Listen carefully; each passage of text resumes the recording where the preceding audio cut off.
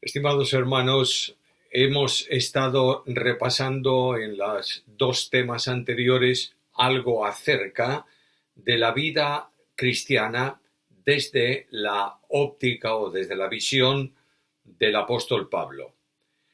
El proceso de la vida cristiana es muy sencillo. Primeramente, hay una nueva vida en la conversión. En segundo lugar, hay una experiencia de vida en la identificación. Y en tercer lugar, se va a producir un cambio de vida en la santificación. Llamo vuestra atención a un pasaje que Pablo utiliza sobre su persona, o el testimonio de Pablo sobre sí mismo, en la carta a los Filipenses, capítulo 3, versículos 1 al 14. Leo en la palabra del Señor. Por lo demás, hermanos, gozaos en el Señor.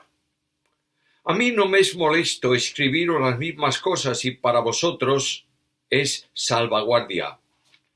Guardaos de los perros, guardaos de los malos obreros, guardaos de los mutiladores de cuerpo, porque nosotros somos la circuncisión, los que en espíritu servimos a Dios y nos gloriamos en Cristo Jesús, no teniendo confianza en la carne. Aunque yo tengo también de qué confiar en la carne. Si alguno piensa que tiene de qué confiar en la carne, yo más. Circuncidado al 8º día, del linaje de Israel, de la tribu de Benjamín, hebreo de hebreos, en cuanto a la ley, fariseo, en cuanto a celo, perseguidor de la iglesia, en cuanto a la justicia que es en la ley, irreprensible. Pero cuantas cosas eran para mi ganancia, las he estimado como pérdida por amor de Cristo, y ciertamente aún estimo todas las cosas como pérdida por la excelencia del conocimiento de Cristo Jesús mi Señor, por amor del cual lo he perdido todo y lo tengo por basura para ganar a Cristo y ser hallado en él, no teniendo mi propia justicia que es en base a la de la ley, sino la que es por medio de la fe de Cristo, la justicia que procede de Dios sobre la base de la fe, a fin de conocerle, y el poder de su resurrección, y la participación de sus padecimientos, llegando a ser semejante a él en su muerte, por si de algún modo consigo llegar a la resurrección de entre los muertos. No que lo haya alcanzado ya, ni que ya haya conseguido la perfección total, sino que prosigo para ver si logro darle alcance, puesto que yo también fui alcanzado por Cristo Jesús. Hermanos, yo mismo no considero haberlo ya alcanzado, pero una cosa hago, olvidando lo que queda atrás y extendiéndome a lo que está delante, prosigo hacia la meta para conseguir el premio del supremo llamamiento de Dios en Cristo Jesús. La vida cristiana de identificación con Cristo trae como consecuencia un cambio absolutamente personal. Recordáis que en el tema anterior hacíamos referencia a ese texto de la carta a los Gálatas en donde dice Pablo, ya no vivo yo, mas vive Cristo en mí. Es decir, Pablo murió por identificación con el crucificado y el crucificado se ha hecho vida en Pablo. Y ahora quien vive en Pablo es el resucitado Señor. Por consiguiente, la vida tiene que ser una expresión transformada o un cambio transformador en la experiencia de vida en comparación con la vida anterior. Hay tres cosas que destaco en el pasaje que leímos. Primeramente está un cambio. El apóstol tiene en su experiencia un cambio personal. En segundo lugar, hay una experiencia. Este cambio se manifiesta de una determinada manera. Yo era así, tenía mis privilegios, pero renuncio a ellos. Y finalmente está la decisión. ¿Por qué lo hago? Y Pablo dice, no lo he alcanzado, pero estoy camino de conseguirlo mientras corro hacia la meta, mientras prosigo al blanco. Primeramente, pues, el cambio. El cambio está expresado con el ejemplo de Pablo. El que no es creyente confía en sí mismo, en su carne. No estoy hablando, no estoy refiriéndome específicamente a la carne en el sentido peyorativo o pecaminoso de la situación, sino a la carne como componente de vida cotidiana. Tiene intereses distintos, tiene un modo de vida diferente, tiene una orientación distinta. El apóstol Pablo dice: yo tengo razón para confiar en la carne, es decir, en lo que yo era, en lo que yo como hombre había alcanzado. Y menciona distintos elementos de confianza. Primeramente, él confiaba en los rituales religiosos, en la ley tradicional. Versículo 5. Circuncidado al 8º día del linaje de Israel, de la tribu de Benjamín. Circuncidado es la frase que me interesa, circuncidado al 8º día. Por tanto, era un hebreo tradicional que cumplían sus padres ya las ordenanzas de la ley, siguiendo la tradición de los padres conforme había sido establecido para el pueblo de Israel la circuncisión. En Génesis 17:12, Dios dice a Abraham que él y su descendencia tendría que ser circuncidados. En Levítico capítulo 12 y versículo 3 está la práctica regulada legalmente de la circuncisión. Y en Lucas 1:59, refiriéndose a Jesucristo el Señor, que nace en un hogar de creyentes comprometidos con la palabra de Dios, dice que fue llevado al 8º día para ser circuncidado. Por tanto, Pablo tiene un orgullo: yo he sido circuncidado al 8º día.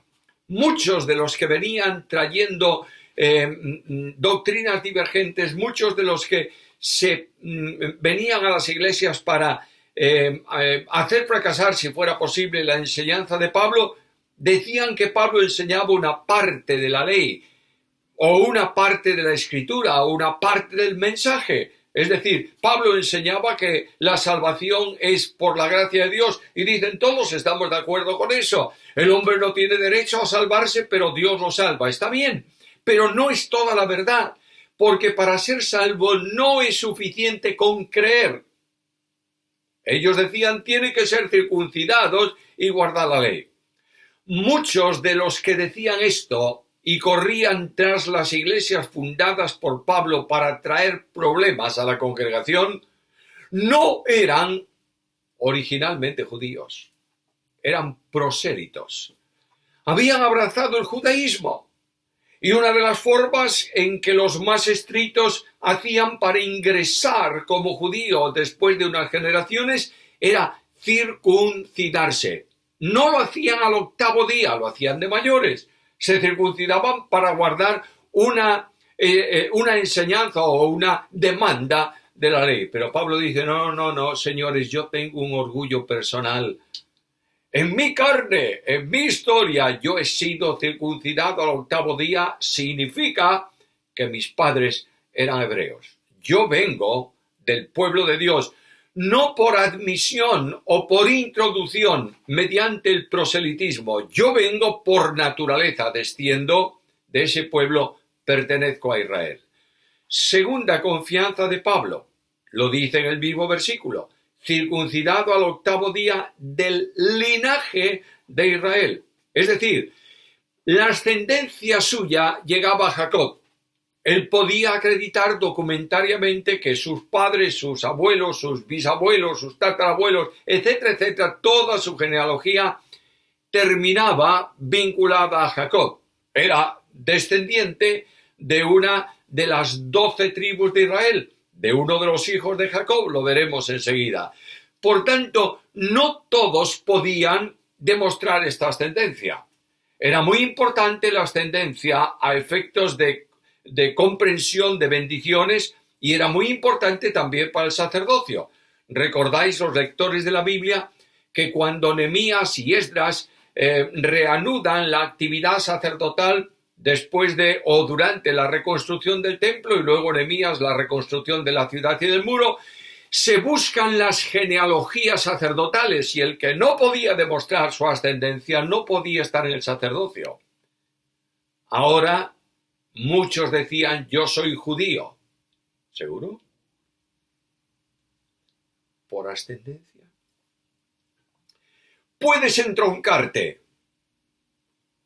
con el que fue nieto de Abraham. ¿Perteneces a alguna de sus descendientes, de sus tribus?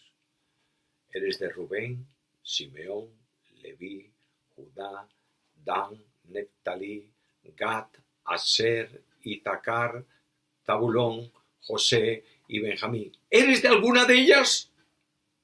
Pablo dice, yo puedo demostrarlo, señores. De modo que soy del linaje de Israel. Nota la importancia. El Espíritu tiene mucho cuidado en las palabras. No dice del linaje de Jacob, sino del linaje de Israel. Israel es el nombre cambiado por Dios a Jacob. El significado de Jacob es precisamente uno que contiende, un usurpador. El nombre Jacob no es demasiado adecuado para tener orgullo de él. Pero Dios cambia ese nombre y dice, no te llamarás más Jacob, sino Israel, vencedor con Dios. Yo pertenezco al pueblo victorioso de Dios. Tercera cosa, yo tengo confianza en la tribu puedo demostrar que vengo de una de las tribus de Israel. ¿Notáis la progresión? Circuncidado al octavo día, sí que es judío. Segundo, vengo de la ascendencia del linaje de Israel, sí que es judío. Tercero, vengo de una determinada tribu, versículo 5, de la tribu de Benjamín. ¿Qué importancia tiene esta tribu? Bueno, es una tribu más de Israel, pero es la única tribu que se origina en el único descendiente de Israel nacido en la tierra de la promesa. Los otros nacieron fuera, pero Benjamín, el último, nace precisamente en la tierra prometida por Dios a sus antepasados. Por tanto, Benjamín, la tribu de Benjamín como persona es el único hijo de ellos nacido en la tierra de la promesa. Es además la tribu de la fidelidad. Cuando se divide Israel entre las tribus del norte y las tribus del sur, Benjamín pertenece vinculada a la tribu de Judá. Y es la tribu de la historia real de Israel, porque de la tribu de Benjamín viene el primero de los reyes de Israel, Saúl. Por tanto, es la tribu de la fidelidad, que se mantiene unida al grupo de judíos pertenecientes a la tribu de Judá, en donde está el rey que Dios había designado de la descendencia de David y de cuya descendencia vendría Jesucristo, que como hombre es el Rey de Reyes y el Señor de Señores. Pablo dice, yo tengo orgullo e importancia histórica de la que puedo gloriarme. Además, dice, además de todo esto, yo confío en las tradiciones. Versículo 5. Hebreo de hebreos. Cuando dice hebreo de hebreos, está diciendo, yo soy israelita de origen, mis padres también, mis abuelos también, mi familia es una familia de descendencia hebrea, de descendencia israelita, y yo no soy un judío helenista. Notaréis, los que conocéis historia bíblica e historia antigua, sabéis que hay judíos que nacieron en la diáspora, en la dispersión. Y había algunos judíos de los que nacieron fuera de Israel que no hablaban hebreo, hablaban griego.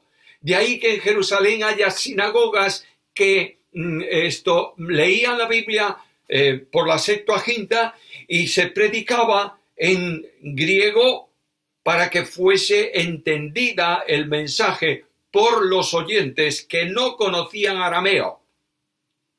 De manera que él no era un helenista, había pertenecido al sistema religioso y social de su pueblo, desde el principio hebreo de Hebreos. Confiaba también en la religión.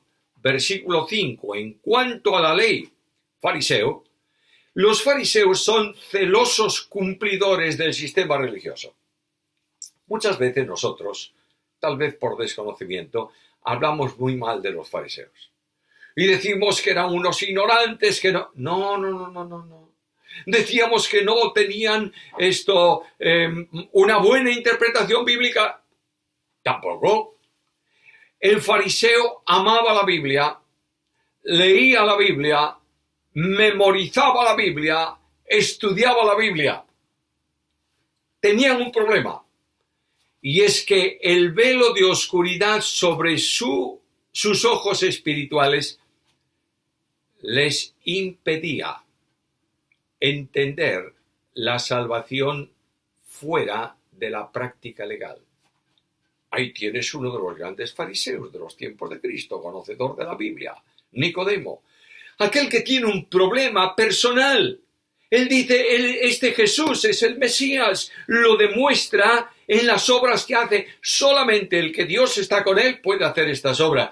Ahora, si es el Mesías, va a instaurar el reino, porque esto es lo que la profecía dice. De modo que, ¿cómo sé yo que voy a entrar en el reino? Porque la profecía dice que me harán pasar por el vínculo del pacto y por la vara del pacto, y yo no sé si doy la medida, y voy a preguntarle al Mesías. Si Nicodemo ve que el Mesías por la mañana está muy ocupado enseñando en el templo, que luego se retira con los discípulos a la hora de la comida, digamos así, contextualizándolo, que a última hora de la tarde vienen multitudes con enfermos al templo para ser sanados, y Nicodemo pregunta, ¿dónde, cuándo, de qué manera voy a hablar yo con el Mesías? Y Nicodemo va de noche, cuando todos duermen, porque nadie molesta al Mesías ahí. A veces nosotros hablamos pestes de Nicodemo y decimos de Nicodemo, ese era un cobarde. ¿Un cobarde por qué?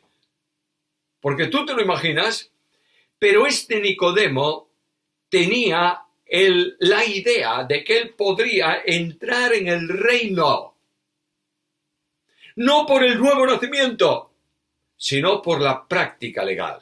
El gran problema farisaico era rechazar la justicia de Dios para establecer su justicia personal. Y Jesús lo reprende no por desconocimiento de la Biblia, sino por hipocresía, porque ellos aparentaban una cosa y realmente eran otra. Un hombre que tiene, permitidme decirlo así en una expresión muy coloquial, tiene pedigrí, certificación de origen. Además, confiaba en su actuación, por si esto era poco, por si me faltaba algo, para confiar en Pablo el Grande, el Saulo de Tarso, por si me faltaba algo, yo actuaba en cuanto a celo perseguidor de la iglesia. Él estaba atacando lo que era amado por Cristo mismo. No hay duda ninguna, dice él, que lo hacía en ignorancia pudiera ser, pero la Biblia enseñaba a Pablo que tenía que amar. Claro que ellos habían deteriorado el mandamiento de amar al prójimo. Y ellos entendían que el prójimo era aquel que compartía, convivía con ellos, tenía los mismos principios y tenía las mismas ilusiones y guardaba los mismos preceptos religiosos, de manera que ellos no podían sentarse con un publicano porque esa era una escoria. Pero Pablo dice, yo demostraba mi fidelidad al sistema porque perseguía la iglesia. Además, todavía algo más. En cuanto a la justicia que es en la ley, irreprensible. Fíjate que no en cuanto a la justicia de Dios, sino en cuanto a la justicia humana que ellos buscaban. Por tanto, lo que él decía es, mira, es verdad que yo caigo en el pecado, como todos los hombres, es verdad que no soy perfecto, pero nadie puede acusarme de haber quebrantado ni un solo precepto de la ley. Yo doy diezmo de lo que poseo, yo voy a la sinagoga, yo oro, yo cumplo el precepto del descanso semanal, yo. En cuanto a la ley, nadie puede decirme que no soy así. Y Pablo está creciéndose a sí mismo antes de conocer a Cristo. ahora se produce un cambio profundo. Y ese cambio tiene que ver específicamente con un cambio de mentalidad. Notad que el apóstol Pablo dice: lo he estimado todo como pérdida. La razón y la causa por la que Pablo cambia es no su persona, su gloria personal, su ascendencia, sino que Pablo cambia por amor de Cristo. De otra manera, la gloria de Cristo eclipsó absolutamente la gloria de Pablo. El amor de Cristo impactó en Pablo de tal manera que era irresistible el dejar de seguir, de servir y de obedecer al Señor. Recordáis que en el versículo que tocábamos en el tema anterior, el apóstol dice: con Cristo estoy crucificado, ya no vivo yo, mas vive Cristo en mí, y lo que ahora vivo en la carne lo vivo en la fe del Hijo de Dios, el cual me amó. Primera persona, me amó a mí. Muchas veces nosotros tenemos en cuenta el amor universal de Cristo. Cristo ama a todos. Tenemos en cuenta el amor de Cristo hacia la iglesia. El Señor amó a sus ovejas. Es necesario que cambiemos de mentalidad y comencemos a pensar que Cristo me amó a mí. Por esa razón, Cristo era la vida de Pablo. Y por esa razón, en Filipenses capítulo 1, versículo 21, el apóstol Pablo dice: porque para mí el vivir es Cristo. Es decir, todo el sistema de vida, todo cuanto ocurre, lo bueno, lo malo, las alegrías, las lágrimas, las persecuciones, los éxitos en la obra o los fracasos que Satanás pone a veces en la andadura del ministerio, todo lo vivo en Cristo. Para mí no hay ninguna razón de vida más que Cristo. Pablo habla ahora de la experiencia, versículo 8. Ciertamente estimo todas las cosas como pérdida por la excelencia del conocimiento de Cristo Jesús, mi Señor. La excelencia para Pablo era conocer. Ahora, en la Biblia el verbo conocer no tiene siempre una acepción intelectual. Yo digo, por ejemplo, yo conozco una poesía de un autor y voy a recitarla. ¿Cómo la conozco? Mentalmente. Yo conozco que, según parece, en el Polo Norte hay temperaturas bajísimas en invierno. ¿Cómo? Intelectualmente. Ahora, cuando yo digo conozco que la electricidad tiene potencia, no solo con la mente, sino porque he tocado un día casualmente los polos de un enchufe y me doy cuenta que tiene potencia. Aquí tenemos el conocimiento de Pablo. Pablo alcanzó la gloria suprema en la vinculación con Cristo. Cuando la Biblia habla de conocer, habla generalmente de un asunto vivencial. Por ejemplo, la primera vez que aparece ese verbo está en Génesis y dice: conoció Adán a su mujer Eva. Es que no conocía Adán a Eva. Bueno, desde que Dios la creó y la puso en el huerto, Adán no podía ignorarla. Siempre la conocía, estaba a su lado, etcétera, etcétera, etcétera. Pero lo que está diciendo es que tuvieron una relación íntima matrimonial por la cual se concibió un hijo y nació un hijo. Aquí dice Pablo: yo quiero conocer vivencialmente a Jesucristo. Y cuando Pablo dice para mí el vivir es Cristo, está refiriéndose justamente a este conocimiento. De manera que para Pablo su vida era Cristo. Gálatas 2:20, ya no vivo yo, vive Cristo en mí. Su amor es el amor de Cristo. El amor de Dios se derramó en el corazón de Pablo por el Espíritu Santo. La fuerza suya es la fuerza de Cristo. Filipenses 3:14, todo lo puedo en Cristo que me fortalece. La gloria de Pablo había dejado de ser todos los atributos de su ascendencia, de su religión, de su capacidad, de sus conocimientos, porque la gloria de Pablo era algo que era ignominioso para los judíos, que era la cruz.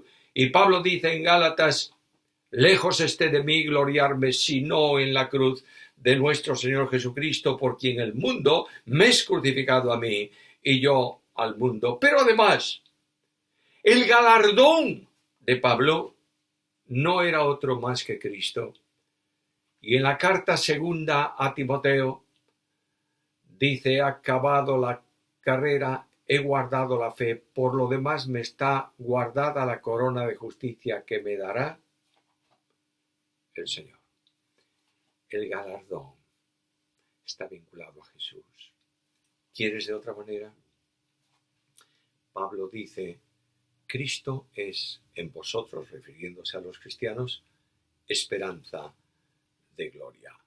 Este conocimiento de Cristo, notad lo que dice el texto: por el conocimiento de Cristo, Jesús mi Señor. 3 títulos, 3 calificativos.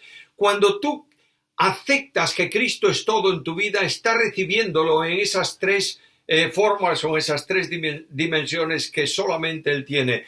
Él tenía el conocimiento y la aceptación plena de que Jesús, de que el Dios encarnado era Jesús, y Jesús es el nombre del Salvador. Él salvará a su pueblo de sus pecados. No hay otro Salvador, solamente Jesús. Pablo dice: yo quiero conocer esta gloriosa dimensión de mi Señor. Además, Cristo, Jesús, Cristo es el segundo término, el segundo título que aparece ahí. Cristo es el nombre en griego de Mesías, por tanto es la esperanza. El pueblo de Israel esperaba al Mesías, era su esperanza. Todos esperaban que viniese, instaurase el reino, etcétera, etcétera. Para Pablo dice: yo lo conozco como Salvador, lo conozco como esperanza y lo conozco como Señor. Cristo es para mí, dice Pablo, el soberano en mi vida. Un conocimiento colectivo, no individual. Cristo Jesús, mi Señor. El pasaje entero está llamándonos a ti y a mí a una reflexión sincera en este sentido. Déjate de pensar en los otros, de lo que los otros están haciendo o dejando de hacer, del compromiso que tienen o que dejan de tener. Eres tú el responsable directo de tu vida y de tu comportamiento delante del Señor. Y dice Pablo: para mí, todo cuanto era la grandeza de mis titulaciones, la importancia de mi familia, la práctica de la religión, todo eso es basura frente a la gloria del Señor. ¿Cómo están nuestros valores en ese sentido? Yo vengo de una familia evangélica, soy la 5ª generación. ¿Cuántas veces me he gloriado de mi tradición? ¿Cuántas veces he luchado por mantener un sistema? ¿Cuántas veces he dicho que hay que hacer esto de esta forma y aquello de la otra forma? Escúchame, por favor. El orden en la iglesia es importante. El mantener las formas en la iglesia es importante, pero el núcleo esencial que la iglesia tiene que asumir y que tú y yo tenemos que determinar ahora mismo es dónde están esos valores frente al único valor absoluto que es Jesucristo. Ahora Pablo dice: miren, hermanos, no me busquen en otro sitio. Les voy a dar mi nueva dirección postal. He cambiado de residencia. Antes era del mundo, ahora soy ciudadano del cielo. Y mi dirección postal es esta: ser hallado en Él. Es decir, el cristiano ahora está en Cristo. Y lo que Pablo dice es: nadie busque a Pablo fuera del lugar o en otro lugar que no sea Cristo. Es la posición propia de todo aquel que ha nacido de nuevo. Al creer, el Espíritu Santo ha producido en cada uno de nosotros una unión vital con Cristo. Y el único modo de ser hallado en Cristo, lo dice Pablo, no teniendo mi propia justicia, que es por la ley, sino la que es por la fe en Cristo. De otra manera, la vida de dependencia absoluta y de sujeción voluntaria al Señor es la única vida de fe. Pero Pablo añade algo más. No solamente estoy en Cristo, sino que tengo una vida de poder. El resucitado Señor tomó posesión de mí, y el poder de Cristo que vive en mí se manifiesta en mi vida, en mi ministerio, para las acciones que Él me encomienda, conforme a la grandeza de su poder y de su gloria. Porque cuando Él encomienda a la Iglesia la evangelización del mundo, a los cristianos la evangelización del mundo, se compromete y dice: yo estoy con vosotros todos los días hasta el fin. A veces tomamos ese versículo, lo sacamos de contexto para decir: bueno, el Señor está con nosotros siempre, cuidadito. Siempre, indudablemente, está presente en nosotros. No podemos perderlo si no perdemos nuestra salvación. Está presente en nuestra vida, sí, pero el compromiso de acción poderosa lo tiene reservado para la proclamación del Evangelio y para hacer discípulos. El poder de Cristo se comunica al creyente para una experiencia de libertad. El apóstol Pablo dice: mira, este poder me interesa mucho porque soy libre del yo. Gálatas 2:20. Ya no vivo yo. Y ese yo imperioso, arrogante, el que es ofendido por cualquier cosa y el que nunca está dispuesto a reconocer a otros, ha terminado. Ahora es Cristo el que está viviendo en Pablo. El apóstol Pablo dice: la libertad de Cristo es tan grande que me ha liberado del poder de la carne. Gálatas capítulo 5, versículo 24. No significa que nunca vaya a caer en el pecado, pero lo que sí sé es que soy libre para no obedecer en esclavitud las demandas de la carne. Y el apóstol dice: y además no quiero saber de otra experiencia más que de Cristo, porque por Él soy libre del mundo y de sus cosas. Y en Gálatas 6:14 dice: lejos esté de mí gloriarme, sino en la cruz de nuestro Señor Jesucristo, por quien el mundo me es crucificado a mí, y yo al mundo. Hay victoria absoluta sobre el yo, sobre la carne y sobre el mundo, y hay un poder para una nueva orientación. Mira lo que dice en este capítulo que estamos leyendo, Filipenses capítulo 3, en el versículo 20. Nuestra ciudadanía está en los cielos, de donde también esperamos al Salvador, al Señor Jesucristo. Por tanto, tenemos una nueva orientación celestial. De ahí que Pablo diga: buscad las cosas de arriba. Pero hay también otra cosa más. Hay una vida de compromiso consecuente. Versículo 10. A fin de conocerle, el poder de su resurrección, la participación de sus padecimientos, llegando a ser semejante a él en su muerte, sufriendo como expresión visible de la identificación con Cristo. Los sufrimientos que el creyente experimenta injustamente son hechos a Cristo. Y en el versículo 10 también me habla Pablo de que él quiere estar ahí de esa manera, porque en ese cambio obtiene victoria sobre el pecado. Segunda parte del versículo 10, llegando a ser semejante a él en su muerte. Identificación con Cristo en su muerte es estar liberado de la responsabilidad, de la esclavitud y del impulso del pecado. El pecado deja de ser señor de un muerto. Cuando un muerto muere, cuando una persona muere, no puede nadie hacer que haga esto, aquello, lo demás allá. Nosotros, muertos en delitos y pecados, vivíamos en el pecado. Y de pronto hay un cambio en la vida cristiana. Y finalmente, en este punto, y voy a terminar rápidamente, hay victoria en la esperanza. Versículo 11. Si de algún modo consigo llegar a la resurrección de entre los muertos. No es que dude de que va a llegar a la resurrección. Él espera que Cristo venga en su tiempo, entonces será transformado, pero puede morir. Y él sabe que será resucitado cuando Cristo venga a buscar a su iglesia. Este es el cambio en la vida cristiana.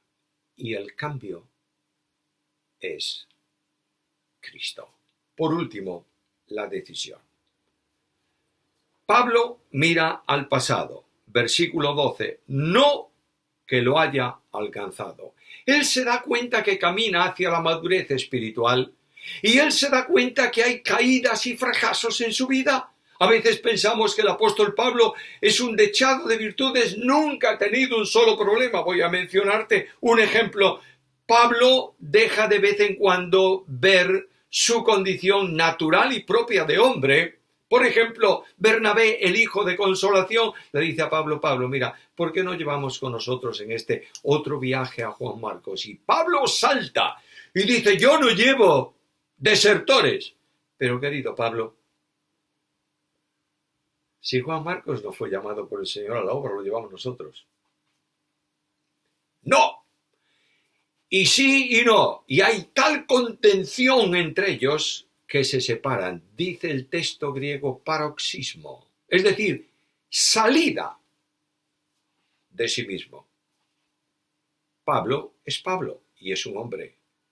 Y dice, pero yo quiero asir aquello por lo que también fui asido por Cristo. Y el creyente que mira al pasado con fracasos, mira al presente con una convicción. No lo he conseguido.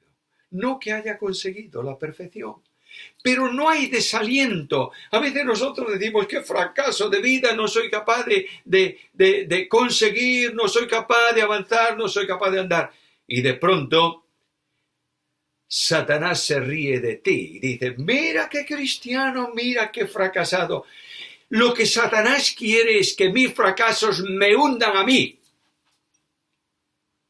El Espíritu Santo me dice, has fracasado, pero hay restauración en Cristo. Cuando yo veo hacia atrás y estoy metido en los fracasos, pierdo velocidad en la carrera cristiana y fracaso en ella. Ver atrás es mantener el recuerdo de problemas que se han producido en la experiencia y muchas veces es llegar a la incapacidad de perdonar ofensas. Ahora el creyente que miró al pasado y dice, he caído, que mira al presente y dice, no lo he alcanzado, mira al futuro con esperanza y se estira como el corredor en la carrera olímpica. Pablo posiblemente había visto muchas veces esas carreras olímpicas en el estadio. El pensamiento no está en la carrera pasada ni en la carrera presente, sino en el futuro, que exige una entrega absoluta. Me estiro para alcanzar el premio del supremo llamamiento de Dios en Cristo Jesús. Y esto es, hermanos míos, lo que todos esperamos. Y la pregunta que quiero hacerte a ti, me hago a mí, es ¿cuáles son tus objetivos en la vida? Miro el ejemplo de Pablo. Y el objetivo de Pablo era conocer a Cristo, vivir a Cristo, seguir a Cristo, servir a Cristo, esperar a Cristo. ¿Este es tu objetivo? Debes valorar lo que quieres y debes hacerlo si le amas. Yo pido al Señor que esta reflexión sencillísima despierte en cada uno de nosotros, en mí el primero, un deseo de cambio de valores, que nos oriente indiscutiblemente hacia Jesús, nuestro Señor y Salvador. Él añada sobre vosotros su bendición.